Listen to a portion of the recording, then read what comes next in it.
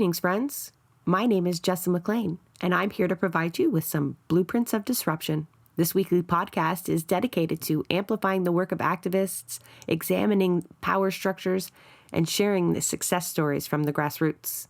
Through these discussions, we hope to provide folks with the tools and the inspiration they need to start to dismantle capitalism, decolonize our spaces, and bring about the political revolution that we know we need. Welcome to Blueprints. Jack, can you introduce yourself to our audience?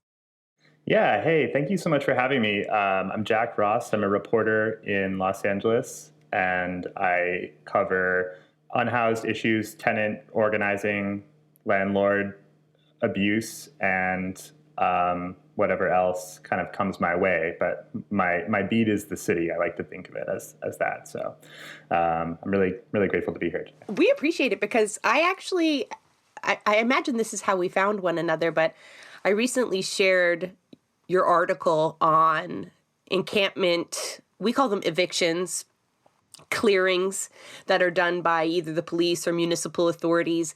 And you focused in on one of the particular damages. Like we talk about the kind of generally how that would impact an individual and a group and whatnot. But do you want to tell us a little bit about the article you most recently wrote and how that kind of intersects a lot of issues we can then unpack from there?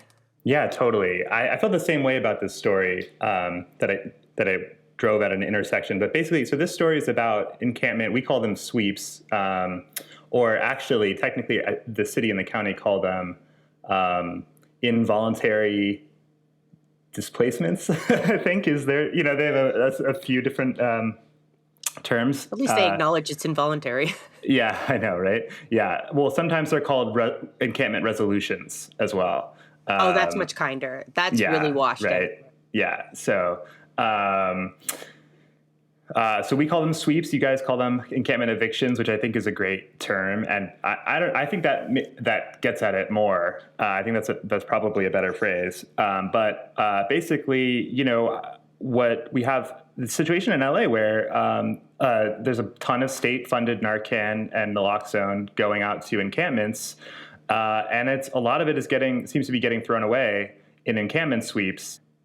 That the city of Los Angeles sweeps about dozens of encampments conservatively every single weekday in Los Angeles. They're simply relentless, and people outside the city and even people in the city who aren't paying attention or aren't paying attention to the sweeps or aren't reading about how often they're happening, they don't realize just how regular they are. It's not kind of uncommon to be driving around the city and just come across sanitation crews that are, probably wrapping up the, bulldozing operation they've just conducted of a bunch of people's homes under a highway or wherever. And they're probably wrapping up because you're probably not up at dawn, which is when they begin typically. So unsurprisingly, really, I was shocked to hear this, that, harm reduction groups and mutual aid groups were saying, we're losing naloxone.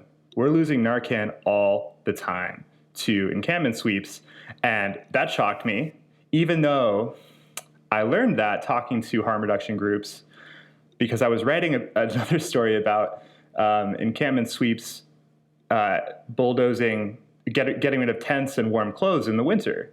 So we have really actually quite a severe winter weather problem for the unhoused in LA because the city never built out a shelter system the way shelter systems were built out in colder places out of necessity because the cold kills people. We didn't do that here. We got bad news for you on that one, Jack. Okay, yeah. Our shelter systems are beyond capacity as well. And that's the case in LA too. So that makes sense, right? I'm sure the cold is killing unhoused people all over the place. The stat that gets thrown around in LA is that more people in some recent years, and I believe this is continued, more people have died of hypothermia more unhoused people have died of hypothermia in LA than in New York and San Francisco combined. So two kind of one much colder place and one much wetter place in LA. Anyway, the point is, that the city does not give out tents, does not give out tarps, does not give out sleeping bags, does not give out sweaters in the winter. And our long global warming driven atmospheric rivers that have been drenching the city the last 2 years. We've had two once in a 1,000-year storms in a row. The city is not giving out warm supplies. It's actually throwing them away, right? It's going out systematically, going around the city and throwing away tents, throwing away blankets, throwing away sweaters. So I was writing about that, and then I was shocked to hear that, at the end of that story, the organizer said, they also throw out naloxone. And I was like, what? Somehow, and they were like, well, yeah, that's no different, right? Like, throwing out a tent kills an unhoused person, and throwing out their Narcan kills an unhoused person. But I just hadn't, to me, the idea of the city going around and throwing out naloxone that's funded by the state was just unfathomable to me. I couldn't believe it. Well, and to be fair, it's more obvious a life-saving measure, right? Especially to people who do have a home or a shelter over their head. Sometimes we don't look at sleeping bags and tents as life-saving things, but absolutely they are. But naloxone, I mean, that's just kind of like in your face life-saving, especially considering the opioid crisis that every place in the United States and Canada is experiencing. I was going to say every city, but it's so beyond that. So that's especially disheartening. It kind of compounds everything. Yeah, and because I've harped on like winter gear, I think I'll talk about naloxone too, and as I started looking into this, like the situation that we find, especially in places like Skid Row, where overdose deaths outpaced, like the increase in overdose deaths in recent years, it increased by about 1,000% in Skid Row. And that blows away the national increase in overdose deaths by about 1,000%, right? Because it's more, the overdoses increased nationally in the US by more than 50% over that period. So, we're talking about one of the epicenters, the absolute epicenters of the American opioid crisis. And then of those overdose deaths in Skid Row, about 70% involves fentanyl, which is the synthetic opioid that's become famous because it's so potent. And it's about 50 times stronger than heroin as an opioid. And it's really deadly. So, and to be clear too, like this article didn't just focus on Skid Row, right? So it's also looking at the Valley, where, all over the city where Narcan is being thrown away and where people are dying of drug overdoses. And what you find is, like, as I said, like the government is not just absent, like they're working against people. So what you find is drug users who are heroes and are saving each other's lives constantly with naloxone, while the government stands by or throws their naloxone away. So it's quite stark, and it really explodes our ideas of, I guess, all of the moralizing around drug use. It's like, well, the people, it's cops, sanitation workers, people who are sober, and people who are living inside and who are employed, all of these criteria that, we tend to lend more dignity to in the US. They're working against unhoused, often unemployed drug users who are like full-time lifesavers. I mean, there's a woman in Skid Row who I spoke with she says, I reverse an overdose once a month. Is that the same woman you show nailing bags of naloxone to the telephone post, to the public kind of post, so that they won't get caught up in the sweeps? That's actually someone else. That's Virginia Riley, who's also, she works with the same organization. But yeah, so she, in the midst of kind of this fentanyl spike, this unhoused woman, Virginia Riley, and she works for a nonprofit called the Sidewalk Project.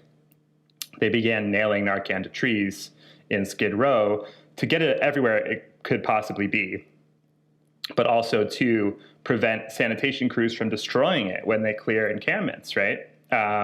So they call that the Tree of Life. So I think that probably the majority of our audience knows what naloxone is, but just in case, could you explain what it is and also how much it costs in the U.S.? Yeah, totally. So naloxone was first. It was first. The creators of naloxone first applied for a patent in 1961. So it's been around for quite a while. It's an opioid antagonist. So it binds to the opioid. It's a medicine that, a chemical compound that binds to the opioid receptors in our brains and basically displaces the opioids from those sites and reverses an overdose. Quickly restores breathing to the body, and it reverses 9 out of 10 opioid overdoses. It comes in several different forms. It can be injectable, or it can be a nasal spray, which is its kind of most common, most prevalent form. The brand name, one brand of which is called Narcan. It's quite effective. People call it a miracle drug because it brings people back to life. I mean, there's no greater miracle. There really isn't. And that's what it does. And how much does it cost? Sorry, yeah. So currently it's available over the counter, but the prices fluctuate based on where you buy it. So it can be anywhere from currently between $50 and $150 over the counter based on some aggregators online. It's also available online for a little less than $50, right? Most unhoused people don't have access to a computer or have a mailbox, right? So they're going to be buying it at pharmacies. Either way, that's too much for unhoused people to buy it in bulk. See, I kind of set that one up because that was one thing that was shocking to me when I was reading the article, was the fact that, this costs money, because I'm used to the concept of naloxone being free at pharmacies, right? I have naloxone in multiple parts of my apartment just in case, I they give it out for free at tons of festivals and different places. Like, the idea that this is not something that would be readily available to me is beyond shocking. Like, yeah, that's the U.S. I guess that's such a great point. I didn't even think about that. It sure isn't free here, and the state is spending hundreds of millions of dollars trying to give it out, right? And then also, like, there are bills to get naloxone, to require naloxone in bars and public places that are like literally not passing the legislature for some reason. So yeah, not for some reason. The story you're talking about is such a huge intersection of stigma, right? Like, between unhoused people and drug users. Like, holy shit! Like, these are the scapegoats for society in general, right? That and migrants, right? So it's no wonder that municipal authorities have kind of taken this attitude. I mean, it's horrific, but knowing what we know, it's not all that surprising, except the numbers you're giving me. They're kind of breaking my heart a little bit. I want to get a handle on it. Like, dozens or a dozen encampment evictions. Dozens, plural. A day. So this is a system that they have. They also have a system of trying to hand out naloxone. And so they know what they're doing. It's not like, absolutely, oops, we cleared an encampment and we weren't really versed in what happens when we do that, right? Like, no, absolutely. This is something they're trained in, and workers are doing absolutely all day, every day. Yeah, it's like really important to say that, like, I think it's the way LA works is, it's divided into council districts, and there's like a shockingly low number of them. It's like 15 council districts, and the council member who runs their district, they have broad authority over who gets swept and who doesn't. It's totally up to them. So, yes, it has been public knowledge for a very long time that encampment sweeps kill, and there's been a really robust movement in Los Angeles coming out of the pandemic and preceding it over encampment sweeps. There was a really high profile encampment sweep in Echo Park in early 2021 that where local council member sent in riot cops and who arrested journalists. I was nearly arrested. cleared a bunch of tents. Yeah, it made national news, and there's a robust movement. Like council members, have this is still broadly the case, but it was really the case in the early years of the pandemic. Council members couldn't really show their faces in public a lot of time, or they could expect to run into activists who would scream at them about killing unhoused people, and rightly so, and they would just run away. There was a huge protest in City Hall that got city council meeting shut down. An unhoused woman was almost arrested and tasered, and riot cops literally flooded the meeting and closed off the crowd between the horseshoe where all the council members sit and the audience, who were chanting about sweeps. Like that's where we're at in LA, and these sweeps continue unabated. You could see us smirking, right? We're smirking at each other behind your back a little bit, Jack. So you tell them. Sound familiar? Everything you're saying is like almost verbatim our experiences here. Like, 2021 was the year of like a lot of high profile encampment experience. I didn't almost get arrested, but I almost got pepper sprayed. Okay. Yeah. One then. And I got kicked out of City Hall after when a bunch of activists were protesting the lack of any funding for shelters or housing for the unhoused population of Toronto. That wasn't that long ago. Like everything you're saying feels like it's a direct parallel to what's going on here. And I'm not surprised to hear that at all. No, it's absolutely. It's funny, right? Like this issue just seems to span countries and cities, and it's the same everywhere. And it's often liberal politicians who, are, who are doing this. Not even Republicans, right? Or as we say in the U.S., right wingers. Oh, we've got a story for you, Jack. People work really hard in this city. We're mostly based out of Toronto.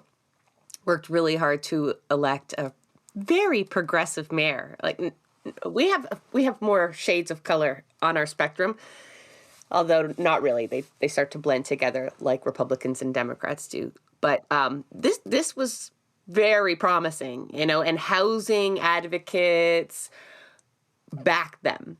And it's just been a disaster. It has not slowed down encampment evictions. I could go on. This isn't about her today, but I'm dismayed at the similarities. Usually like, oh, I can relate, but I'm not appreciating this right now because I do appreciate your presence and your knowledge. Just the idea that this is replicated right across North America. That's disheartening, and it's clearly a model that they're following, and it's not just a fluke. Yeah, sure. And it's just fully, everyone knows. And the politicians know because activists are really, really aggressive about telling them. A lot of my stories that I've written, when I started out as a journalist, I thought I would have to be a detective and, find my scoops by being really smart and, outrunning the rest of the journalists. And then it turned out like actually, I think the stories I'm most proud of and the stories that have gotten the most attention have all been stories that, activist groups were had been sounding the alarm about for years and holding press conferences about. And when I showed up, they were like, I guess you can call this a scoop, but you're about 2 years late. And I was like, oh yeah, right. Okay, well, let's write it anyway. And then, I'd go up and I was like, what? I'd never heard about this. So yeah, tip to journalists out there, like the worst crimes everyone knows about and no one cares about. So if you choose to care, you can get scoop. Though I wouldn't call it that because that would, that implies that you did any work of your own to uncover what everyone already knew. I had to ask because, the idea of running around to try and chase a story before someone else gets to it is almost a comical concept to me here in Toronto because our media has collapsed to such a point where the idea that anybody with any sort of major platform would be trying to cover the same stories that I'm trying to cover is almost a joke because they're never there. Most of the things I show, they're just not there. They don't cover local issues. They cover larger issues, but what's actually going on in the city, what's actually going on in people's lives, never at all. So like, I guess, how is the state of media for you guys out there? It's not great. It's collapsing. I think that was also like, that was somewhat naive of me to begin with, when I was starting out. But, we have, I think, more of a media ecosystem than, a lot of areas. But layoffs are currently devastating the LA Times. Layoffs are devastating our NPR affiliates. Outside like the liberal media or kind of there's, kind of a ragtag group of like leftist freelancers and people who have different, different kind of homes for their writing. That's this kind of the ecosystem. So it's a little bit better, but yeah, it's still like probably not going to get scooped. I mean, it depends what you're writing about, but unfortunately, I mean, this is another thing for journalists is like, please don't go to J school. Please just become a local freelancer. Because are you going to J school, Santiago? He's almost done. I'm in my last year. Yeah. Okay. Well, but I think American J school is a bit more expensive. Probably. Oh yeah. Yeah. No, I think my whole thing costs like $15K max. Okay, well then that sounds great. Yeah, that's like a couple of days of school in America. Keep going, Santiago. Yeah, keep going. But American journalists who aren't in Canada, where school is cheaper. I mean, J school, like you'll learn a lot, but like also like you probably don't need to in America because you can just become a local freelancer and cover these beats that like no one is on. I'm trying to think like what Berkeley journalism school costs. It's gonna be more surprising than the Naloxone stats. I won't look it up. Make Santiago feel better about putting his time in. It's a different I imagine situation. he learned a lot of what not to do as well, at least for his angles. But you have.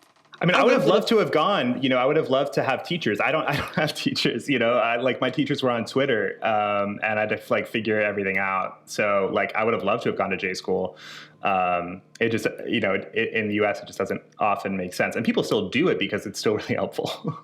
Yeah, and I can't imagine also it being a very expensive program to study, and then the fact that there's no money in journalism right now whatsoever. Yeah. Like it's a hard sell. It's a hard sell. Oof. I'm looking at a bit of the work that you've done recently, and it seems to be centered around housing. Would you say that that's predominantly your focus? Yeah, I think so. Were you an advocate before a journalist? No, I've never been an activist or an organizer. I've never been an organizer.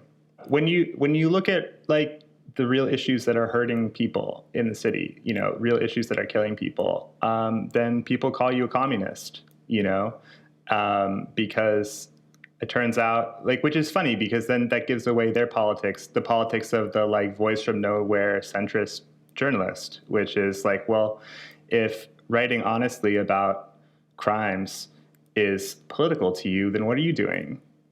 How is writing, you claim to be writing honestly, but not about these crimes, and you say that's not political. But if what I'm doing is political, then doesn't that go for you too? So, yeah. So, to me, like, I don't write in a voice that opinionates, but I do cover issues that I think speak from the, place me on the left very much.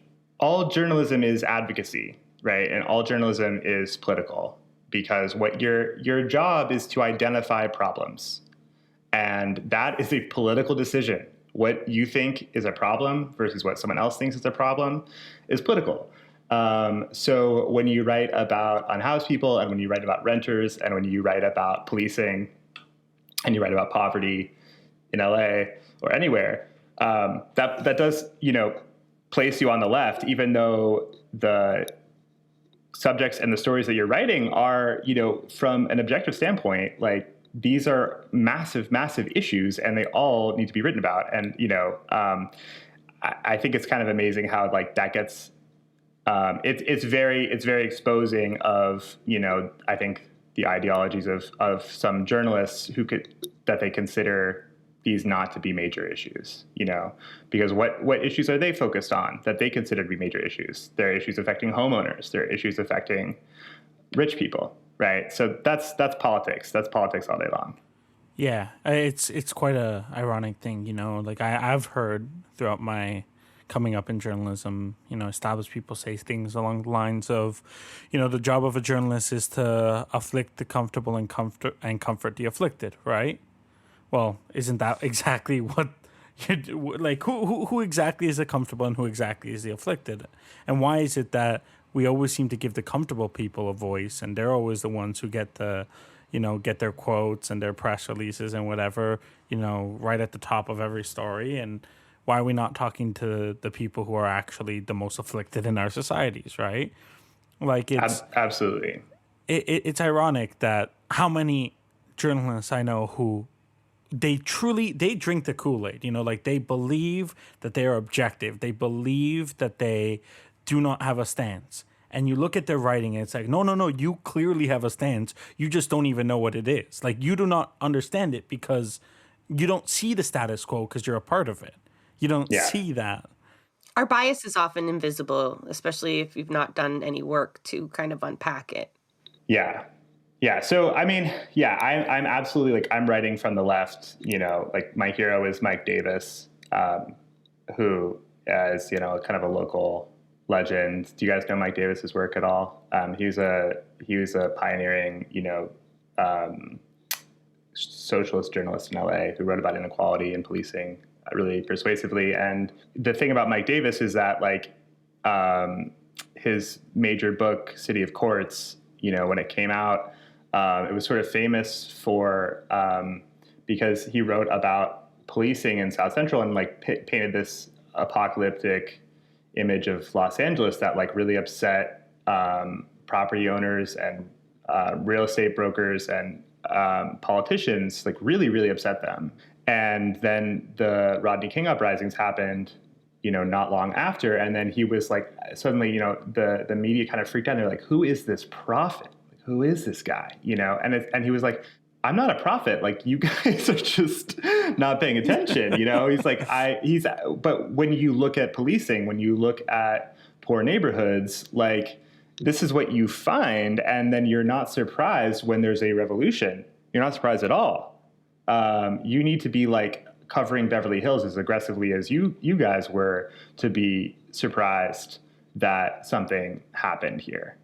So it's a little similar where, I think, when you cover issues, when you honestly cover the biggest issues in the city, or anywhere in America or the West or across the world, you end up writing from the left, by virtue of what you consider important. I wonder if you're able to get the city to comment on that story. I apologize if you've included it in the article and I missed it, but what do they have to say? What do authorities have to say? Obviously, they're used to defending the sweeps itself, but the fact that, forget people for a second, they're handing out something they're then destroying from a monetary perspective, from a budgetary, like, do they have any statements to this, or do they just try to ignore you and hope the story gets no traction? They seem to do that. Yeah, the county commented and distanced itself and said, that this was a bad practice. But I wrote to 19 politicians at the local and state level, including the mayor of LA, including the governor of LA, asking, do you think that throwing away naloxone in an overdose crisis is bad? And no one, except one council member in LA, wrote back to me and said it was. The mayor, when I asked, so there was a really major sweep in LA where about 100 units of Narcan were thrown away by sanitation crews, and a local council member was there that morning. And it also followed 2 days of a mayoral motel placement operation. So the mayor, I asked the mayor for comment on the story and a bunch of different questions, and all she would say was, "I don't know. We don't know anything about that naloxone that got thrown away. We didn't throw it away, and we don't know anything about it." She wouldn't comment on this practice at all. And the local council member who was there that day, her name's Imelda Padilla. Also, I called her office 4 or 5 times, multiple emails, and she would never comment on this. So the other thing that's worth mentioning is like the department or the Bureau of Sanitation, which sweeps encampments in the city. They said, this is very important. They said, we don't throw away naloxone.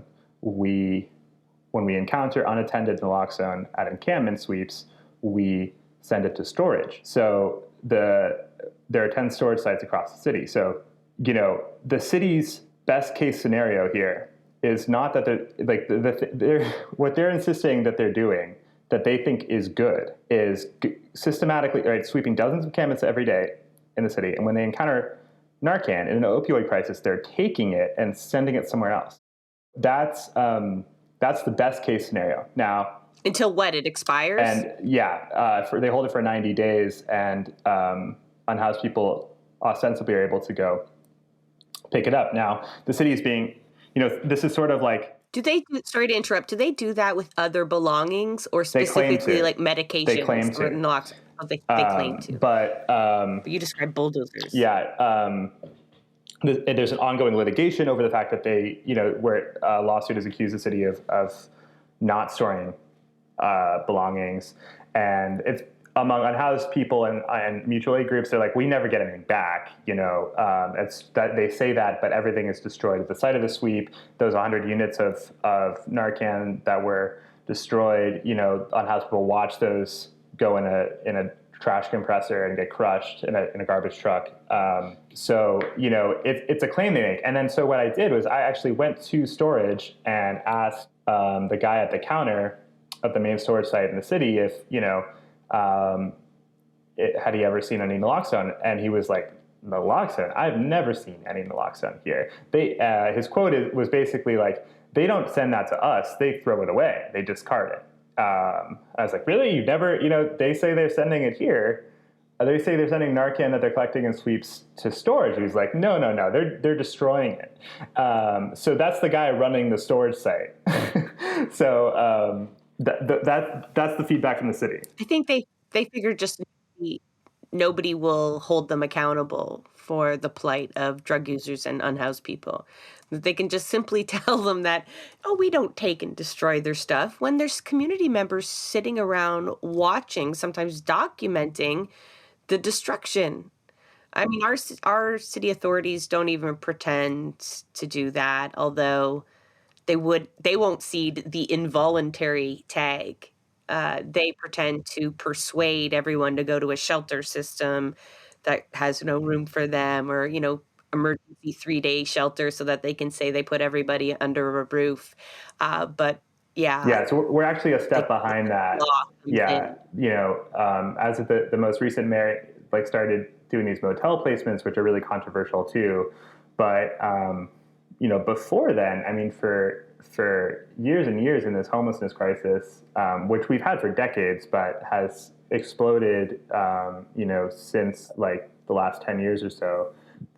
For much of that, there was literally no city plan to, the city was just sweeping people with no answer to where they would go. I mean, there were some lip service answers, like they're supposed to be connected with placements, but there's research on that never seems to happen.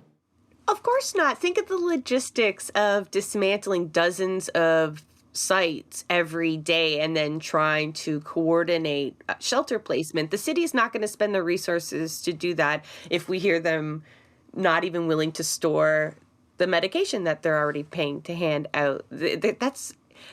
So it goes beyond like we see cities spending money on this, right? And so like let's talk about their motivations. Why are they clearing encampments here in Canada, especially in the colder weather?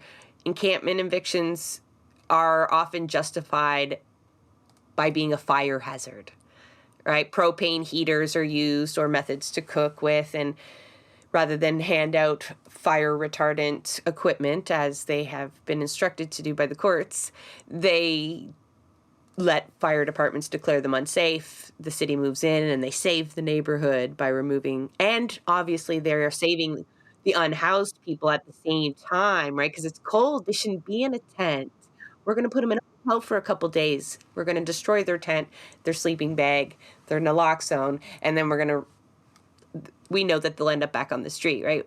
But that's the premise that they use. When in reality, it's, I guess, we've had a lot of theories, as an anti-capitalist here on the show, there's real value to remove them for property value reasons, to remove the sight of unhoused people as a reminder that our system does not work, right? And leave so many people like that, to criminalize being unhoused, to be able to exist outside of the system and outside the rental market. Like but at least what are the LA authorities? What's their excuse for spending? Again, like let's forget the human element, because that seems to not like fucking appeal to people, even though it should. What is their excuse to spend their resources to do this all day, every day? Like they've got to have employed people that are just doing sweeps. It's very similar. You do hear about fire. They'll cite that like fire risk. It's often, this is really rich in LA. It's often like disability, ADA, like disability access. So they say they can't block sidewalks because you can't go down the sidewalk in a wheelchair, which is ironic because the city does absolutely nothing to maintain its sidewalks or, protect pedestrian access in any other situation, like we have non-functional sidewalks. I mean, you can't walk around LA very effectively. And even though many do, but when you do, you often end up walking in the street because there's no sidewalk there. And that's not being addressed. But, when there are tents blocking the sidewalk, that's what'll get cited. Is that where encampments tend to be? Like sometimes, on the concrete? Yeah. Like, ours are usually in parks. Oh, yeah. Well, they sweep the parks pretty aggressively, too, because, kids need to play there. And so that's what has happened. Yeah. So a lot of people end up living on the street or literally or like on sidewalks or like, you'll see encampments under bridges often, but like also it kind of around blocks and alleys where, there's not a lot of traffic. But yeah, parks, they're pretty aggressive about, the beach here, Venice Beach, got swept really aggressively. So yeah, but it's often the reasons they cite are like health reasons broadly, like they throw a lot of stuff away because it's quote unquote contaminated.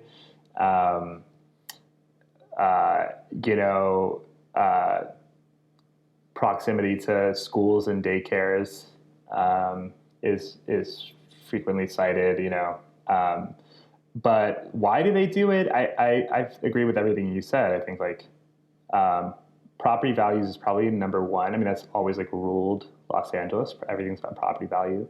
But also, I do think it disturbs people to see this evidence of their system being broken.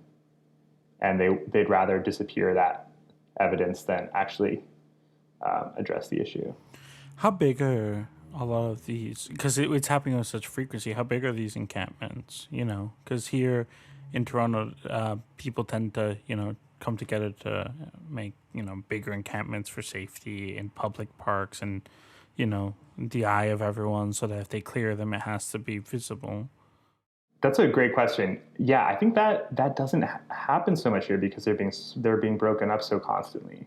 So like during the pandemic, there was kind of a pause. So they can't build community in that same way. Exactly. Like that must be very difficult and part of the purpose. Exactly. It is part of the purpose. And, what I wrote about is like there was one such encampment where they got really organized, and in the valley where this Narcan was thrown away, those 100 units of Narcan, and it was cleared and targeted for its size. So when encampments get larger, they get targeted for their size for sure.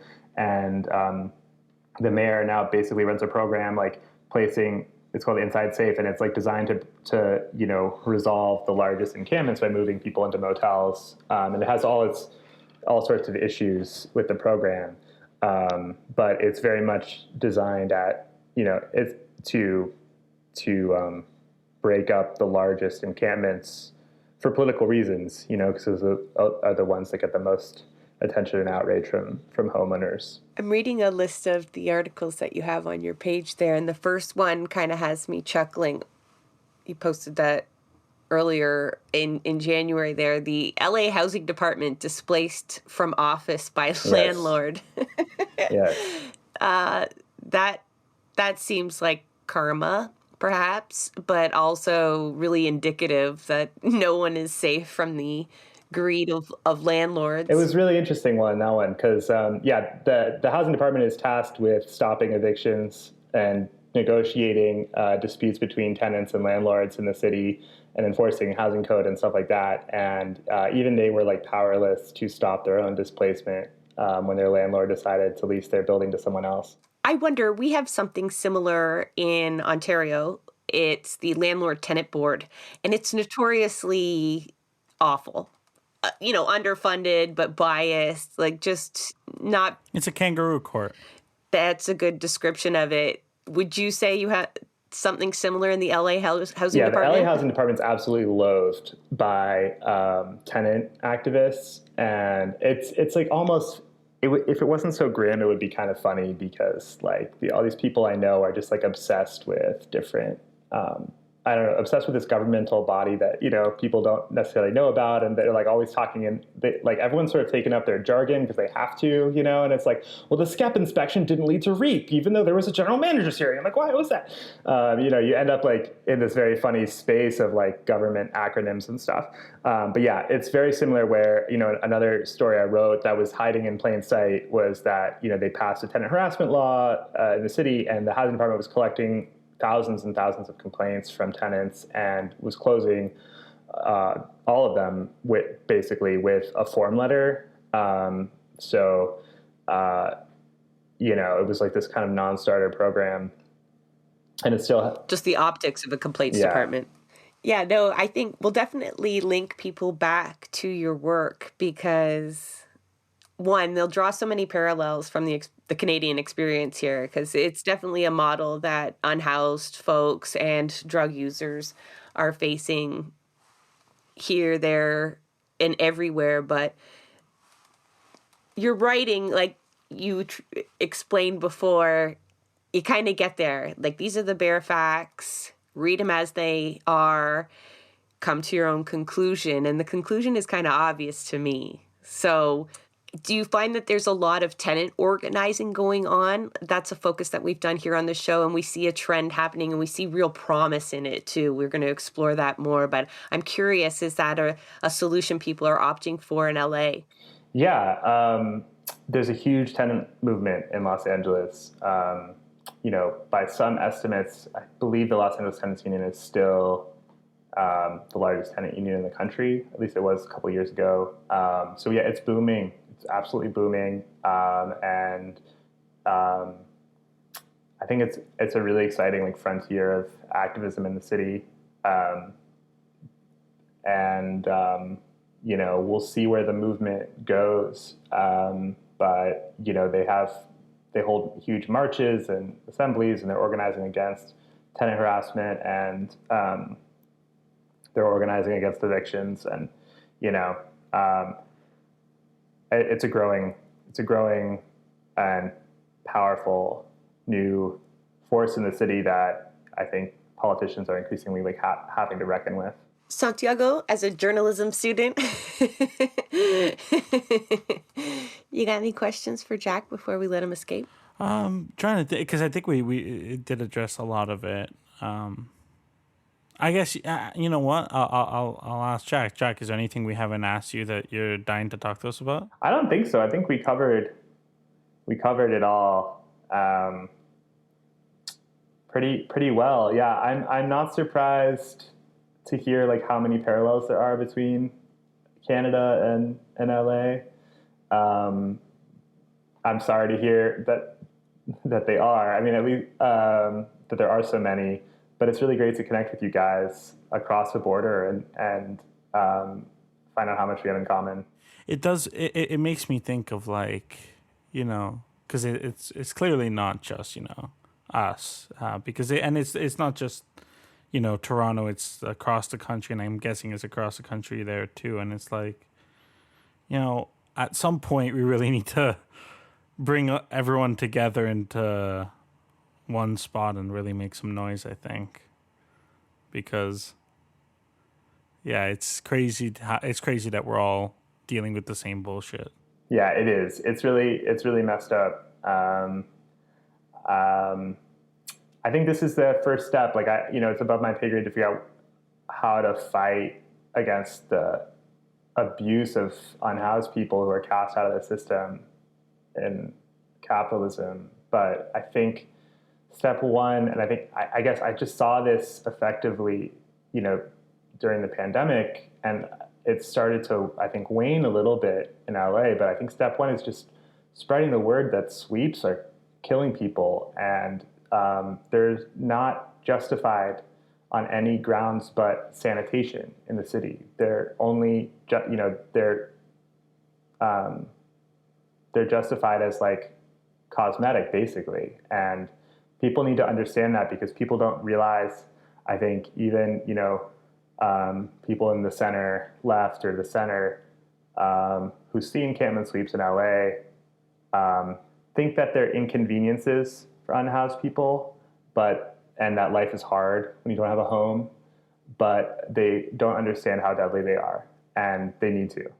Yeah, I mean, I've spoken to people who have been through, encampment evictions here, and it's deeply, deeply traumatic. I know people have been through it like 8-9 times, and just keep having to replace your belongings, and the cosmetic thing that you were saying, like some of the excuses we've heard here would be comical if they were not so malicious and cruel.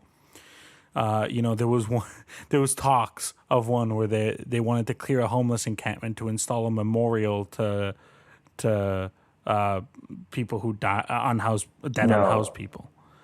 Oh my God. Yeah.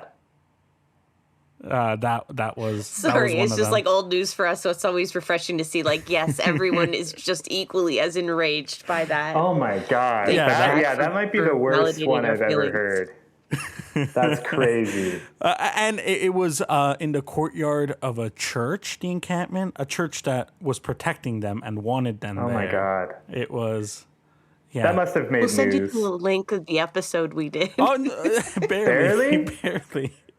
barely. I mean, I'll say like there was media there in the morning of the encampment clearing, but they were long gone by the time that things actually happened, and there was very little actually written about it afterwards. It was very small news. And, we've heard for trees, like, they got to cut down a tree, so they got to clear an encampment. We've heard it all. We've heard all of the bullshit. And, that one was particularly cruel, too. It was the first snowfall of the year, that one. And so they were out clearing an encampment on the coldest day yet, and that's crazy. I think you guys can both see the importance of drawing light to this and the work that you two do in, might not be technically activism, but half the battle is people just don't know. You're right, like they don't know the impact. The naloxone, though, has really got me on this one. Like even those 100 packets that you talked at one sweep, that's by the stats that you gave us earlier, where it can save 9 out of 10 overdoses. in a place that has 1,000 times the overdose that it used to, that's 90 people. Or 90 overdoses. 90 Well, so it's crazy to in me that one there's suite. a place in LA called Skid Row, like, just because that's existed for a long time, right? Yeah, Like, it's always been sort of the unhoused district in the city. It has a really interesting history, actually, where, I mean, the history of sweeps is really fascinating too, in LA specifically. I recommend a great book that I mentioned in this article called City of Inmates, um, by Kelly Lytle Hernandez, who's a professor at UCLA, and it's a history of incarceration in LA. But what she kind of looks at is like LA has always had a kind of disproportionately large system of incarceration compared to other cities, and the reason for that is because of unhoused people. There was always a large unhoused population in LA because of itinerant labor in the West. So like people like logging and doing seasonal work in the American West would come to LA in the off seasons for their work, and they would a lot of them would live outside in downtown LA and talk about media at the behest of the LA Times. In a lot of cases, the city, because the LA Times really ran the city in many ways.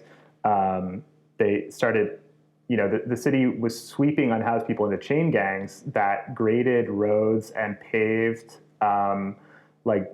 roads, graded roads, cut holes in hillsides and built a lot of the infrastructure that we now use today, including the downtown portion of a very famous road called Sunset Boulevard, which, when Echo Park Lake was swept in 2021, that major standoff where all those journalists were arrested, unhoused people were fleeing with tents onto Sunset Boulevard. So we literally had the situation where, 100 plus years later, after these chain gangs built and paved Sunset Boulevard, because they were swept into chain gangs, politicians were sweeping unhoused people out of the park and onto the road that unhoused people built, right? So this is not new in LA. Thank you so much, Jack, for giving us that kind of cross-border, cross-coast example of just how horrible municipalities can behave to the unhoused community. And it's heartening, though, to hear that tenant organizing and, harm reduction groups are mounting a challenge, and politically accosting the people responsible for this, because these are policy choices, and we can certainly call this social murder, right? The knowledge and the facts are there. Like you said, like you didn't uncover something. It's something that these people live and breathe every day. It's just common knowledge to them. It's just no one's listening until you folks kind of blow it up a little bit. I imagine they're grateful to see you at some of those press conferences, right? They can be slim pickings for mainstream media, and folks put their hearts out there and do all that work and try to draw attention. And so even if it was old news, I bet you they were so happy to see you and have you kind of cling on to that story with the importance that it holds to them, like not just a side note because a sweep blew up into arrest, but drawing importance to the small ones and the systemic impact that it has. So thank you for that work. It's important, and taking the time to talk to us about it. Yeah, thank you so much for having me. That is a wrap on another episode of Blueprints of Disruption. Thank you for joining us. Also, a very big thank you to the producer of our show, Santiago Halu Quintero. Blueprints of Disruption is an independent production operated cooperatively. You can follow us on Twitter at BP of Disruption. If you'd like to help us continue disrupting the status quo, please share our content, and if you have the means, consider becoming a patron. Not only does our support come from the progressive community, so does our content. So reach out to us and let us know what or who we should be amplifying. So until next time, keep disrupting.